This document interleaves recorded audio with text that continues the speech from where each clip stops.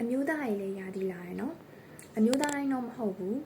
အထူးသဖြင့်ကာမလေးရှိတဲ့အမျိုးသားပေါ့ကာမလေးရှိတဲ့အမျိုးသားတိုင်းလည်းမဟုတ်ပြန်ဘူးချစ်စာကြိုက်စာကျင်နာစာတစ်ပတ်နှစ်ပတ်အတွင်း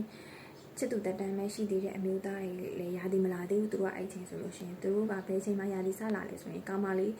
ရအပြီးတလခွဲနှစ်လလောက်ဆိုရင်ယာဒီလာကြတယ်လို့ဖြစ်လာပြီပေါ့နော်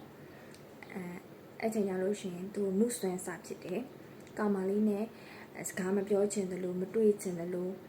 ကာမလေးစာပို့ရင်မပြန်ချင်တယ်လို့နောက်ပြီးတယောက်တည်းနေချင်တယ်လို့တွေဖြစ်လာတယ်အဲ့ဒါသူတို့ခြံကုန်ချင်တာမဟုတ်ဘူးเนาะတကယ်ကိုသူတို့မှုဆွမ်းဖြစ်တာတကယ်ကိုတယောက်တည်းနေချင်စိတ်တွေဖြစ်လာတာပေါ့เนาะအစပိုင်းကတော့သူတို့ဟို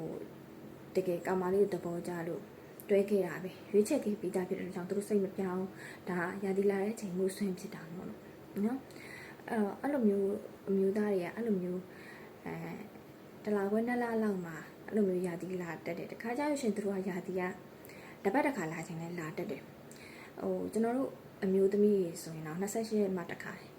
ရာသီလာတယ်ဒါပေမဲ့သူတို့ကတပတ်တစ်ခါလာခြင်းလဲလာမယ်အမြဲတမ်းလာခြင်းလဲလာမယ်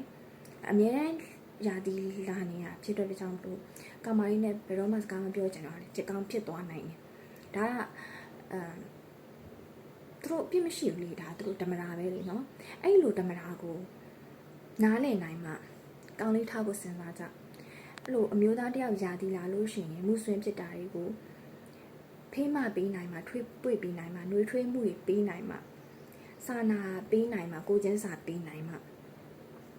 ကောင်းလေးတယောက်ထားဖို့စဉ်းစားကြပါနော်အမျိုးသမီးတွေသူများသားလေးတွေကိုစိတ်ဆင်းရဲအောင်မလုပ်ချင်ကြနဲ့ကိုကအဲ့လိုမဖေးမနိုင်ဘူးဆိုရှင်ကိုပေါ့တယောက်တည်းနေကြနော်သူများရဲ့အမျိုးကောင်းသားလေးတွေအဲ့လိုမှုဆွင်ဖြစ်တဲ့အချိန်မှာကိုကဖေးမပေးရတို့ကျင်နာပေးရတို့မလုပ်နိုင်ဘူးဆိုလို့ရှင်ရှင်တို့အမျိုးသမီးတွေကောင်းလေးထားဖို့မစင်စားနဲ့ရှင်တို့အတ္တကြီးရဲ့ဆိုရှင်ကိုပေါ့တယောက်တည်းနေကြနော်အားလေးလာပြောပြတာမသိတဲ့သူရှိတယ်ထင်လို့